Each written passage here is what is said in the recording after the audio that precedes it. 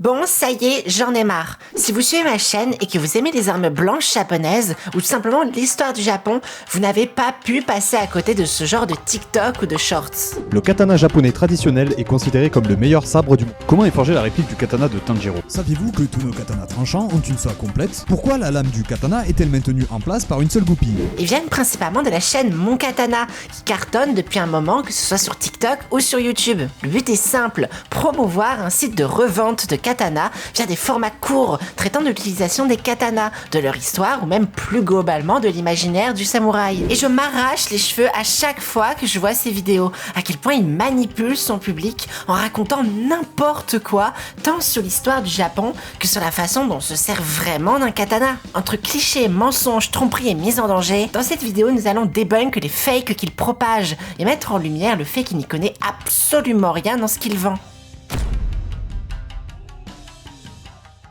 Sais-tu comment dégainer un katana correctement? Certains katanas s'avèrent assez difficiles à dégainer, et ça peut être très difficile de les sortir du fourreau. Savoir comment dégainer correctement donnera plus de contrôle sur votre katana et vous fera passer pour un véritable samouraï. Alors c'est bien mignon tout ça, mais avant de faire un tuto sur comment devenir un véritable samouraï, il s'agirait de tenir ton arme à l'endroit, car là ton katana est à l'envers. D'ailleurs, c'est pas du tout la dernière fois qu'il fera le coup. Il fera souvent des tutos sur comment porter ou utiliser un katana, toujours en le tenant à l'envers, dans le mauvais sens. Si les katanas ont le tranchant vers le haut, c'est pour pouvoir dégainer tout en attaquant vers la tête, à une époque où ce genre de sabre se portait à pied, et donc que la tête de notre potentiel adversaire croisé au coin d'une rue est en l'air vis-à-vis du katana. Heureusement, il va corriger sa grosse erreur dans une vidéo suivante. Vous voyez, le katana est un sabre courbé, une courbe qui suit le mouvement physiologique du bras quand on le dégaine. Les japonais ont donc déduit qu'ils pouvaient porter leur katana avec la lame vers le haut, dans le fourreau. Ainsi, ils pouvaient dégainer et frapper en même temps, ce qui permettait un avantage significatif au combat. Ah ouf, hein, l'important c'est d'apprendre et de se corriger.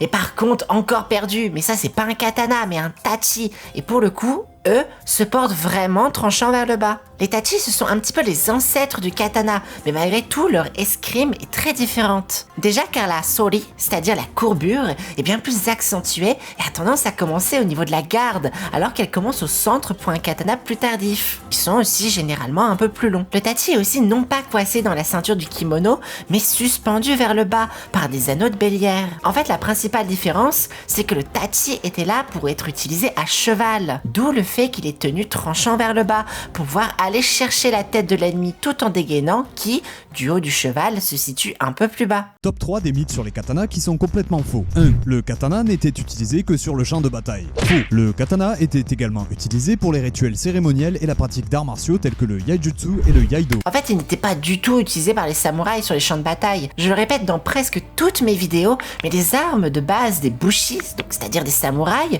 sont la lance appelée yari, la vogue appelée naginata et surtout l'arc appelé yumi. Le katana est alors qu'une arme très secondaire qu'on ne sort qu'en dernier recours en réalité, puisque le katana n'a pas la longe d'un yari, le katana n'a pas l'élan d'un naginata pour porter un coup, et le katana n'a évidemment pas la distance de tir d'un arc. En réalité, l'omniprésence du katana n'apparaîtra que durant l'ère Edo, la période qui précède la révolution industrielle japonaise. Une période de paix donc, où les armes de guerre seront remises au placard et qu'on ne gardera que le katana et le petit wakizashi pour la vie de tous les jours, pour aller se promener, etc. Mais vous n'allez certainement pas sur un champ de bataille qu'avec votre katana si vous avez les moyens d'avoir autre chose, vous allez vous faire tuer. Enfin, le katana japonais traditionnel présente une composition parfaite de métaux. Au premier jour de l'artisanat de la lame au Japon, les épées et les armes blanches étaient fabriquées avec un acier de base à faible teneur en carbone. Cependant, les forgerons ont découvert que l'ajout de carbone à leurs épées permettait d'obtenir une lame plus solide. C'est ainsi qu'est né l'acier Tamaragan. Alors déjà c'est tamagane, et non ce n'est pas du bon acier, c'est même tout le contraire en réalité. En fait le tamagane vient du sable ferrugineux qu'on appelle satetsu, que l'on trouve sur les côtes ou dans le lit des rivières et qu'on va agglomérer dans un bas fourneau qu'on appelle en japonais tatara, en y apportant du carbone par la même occasion. Et le tamagane est réputé comme étant assez impur de base, d'où le fait qu'il existe en petite quantité car il faut énormément trier pour avoir un bloc de tamagane potable et que même après ça, il faut pratiquer une technique de forge pour replier l'acier plusieurs fois sur lui-même afin d'homogénéiser le grain de la lame. Un acier donc pas terrible, surtout quand on le compare à nos aciers industriels modernes comme le T10. Mais on ne peut absolument pas dire que ce genre d'acier traditionnel est vendu en 2023 pour ses performances de coupe. Bon, on a bien vu que mon katana n'y connaissait absolument rien dans la façon dont se manie un katana, de comment il se porte, encore moins de comment ils sont faits. Les tutos, on repassera. Mais qu'en est-il de ces vidéos traitant de l'histoire des katanas ou de ceux des samouraïs? En 1274 et 1281, l'Empire mongol a mené 2 invasions massives du Japon, cherchant à conquérir et étendre son empire. Les Mongols étaient redoutés pour leurs armures en cuir bouilli qui étaient immunisées contre toute attaque à l'épée. Mais les guerriers samouraïs avaient une arme secrète, le katana. Ce sabre tranchant comme un rasoir était un élément crucial de leur style de combat et leur permettait d'engager un combat rapproché avec les envahisseurs mongols. En fin de compte, les efforts de guerre de l'Empire mongol, autrefois puissant, ont échoué et les katanas ont triomphé. C'est marrant parce que c'est justement une période où le katana n'existait pas, tout simplement en fait. Les guerriers de haut rang de l'époque utilisaient le tachi, comme je l'expliquais précédemment. Le katana commençait à apparaître timidement, mais sous forme de chigatana.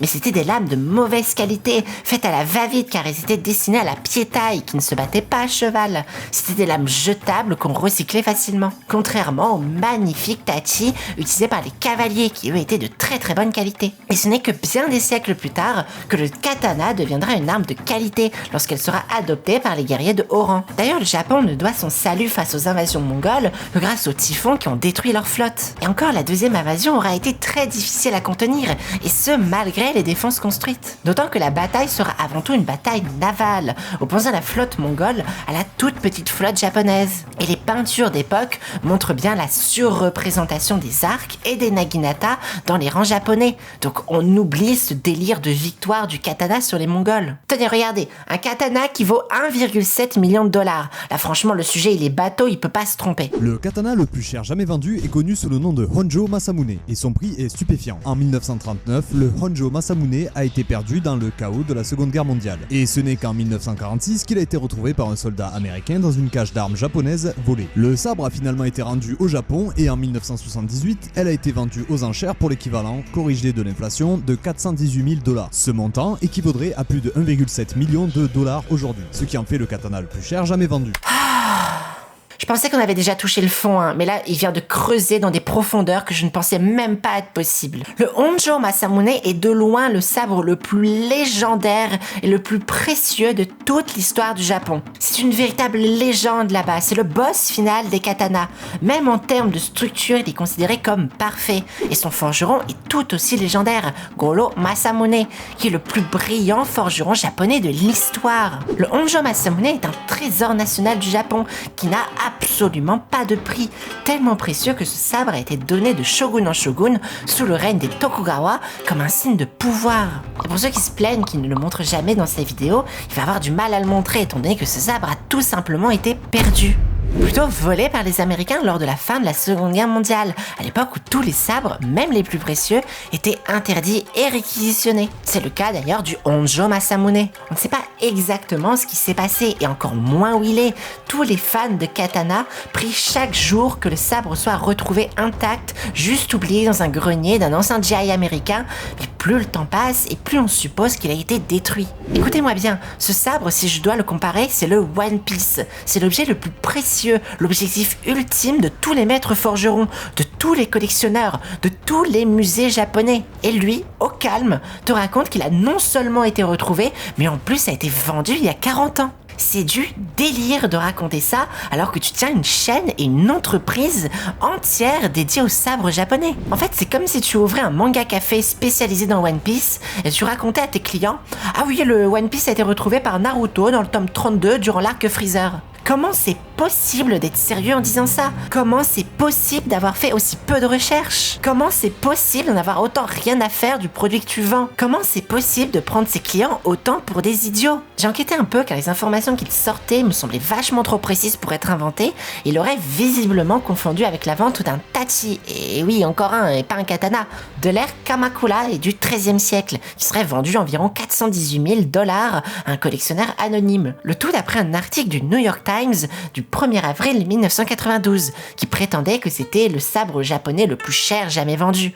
Et évidemment, le record a largement été battu depuis. Et déformer l'histoire de cette façon, même juste pour de la pub, ce n'est jamais anodin. Même si ça me semble trop gros pour être vrai, l'immense majorité des viewers en commentaire boit les paroles de mon katana sans se poser de questions, ajoutant toujours plus de clichés sur le mythe du katana. Mais le pire dans tout ça, ce n'est pas qu'ils ne sachent pas se servir d'un katana, qui raconte absolument n'importe quoi sur les samouraïs ou les sabres japonais. Le pire pour moi, c'est son discours concernant les répliques destinées aux cosplays ou aux fans de manga. C'est une question qu'on reçoit souvent. D'après nous, ce sont les répliques de la plus haute qualité que vous pouvez acheter sur le marché. Elles sont faites d'acier carbone 1045, donc oui, elles sont réelles. Et c'est là le problème, ils sont bien réels. Vous l'avez vu dans les TikTok précédents sans que je le souligne, mais la majorité des sabres qu'ils montrent viennent de mangas, principalement de Demon Slayer, One Piece, Bleach et Naruto. Des sabres tranchants en acier qui sont vendus à destination d'une clientèle plutôt jeune, avec des vidéos qui les incitent à faire comme leur personnage préféré.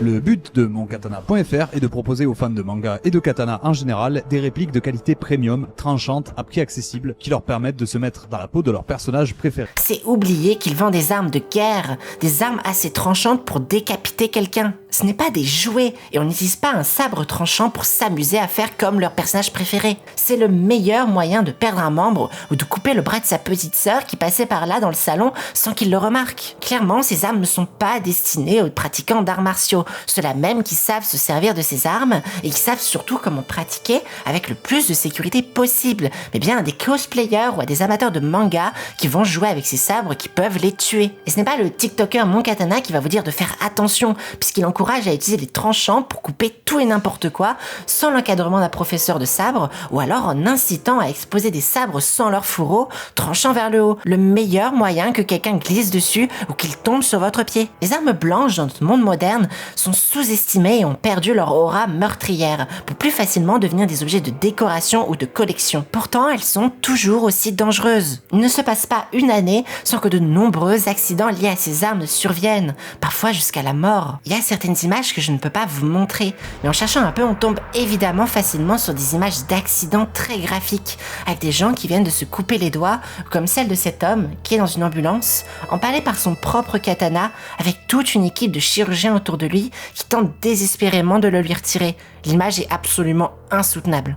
Ce sont des armes qui doivent être respectées comme telles. La seule façon d'utiliser un sabre tranchant dans de bonnes conditions, c'est encadré par un sensei de confiance sur un tatami après avoir travaillé pendant des mois ou même des années avec un non tranchant, et une fois qu'on a le tranchant entre les doigts, être humble face à la lame et être extrêmement prudent, car cet objet impressionnant l'est justement car il peut se retourner contre vous à tout instant.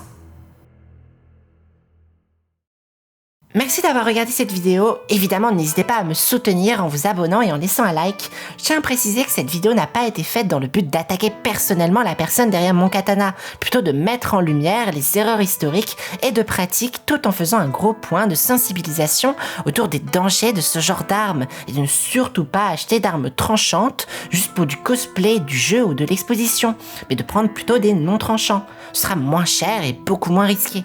Pour ceux qui veulent vraiment apprendre à manier un véritable sabre tranchant, je ne peux que trop vous conseiller de vous renseigner sur les clubs d'Iaido près de chez vous afin de pouvoir apprendre à utiliser ces armes en toute sécurité. C'est un art martial magnifique que je pratique depuis des années et que je trouve absolument passionnant.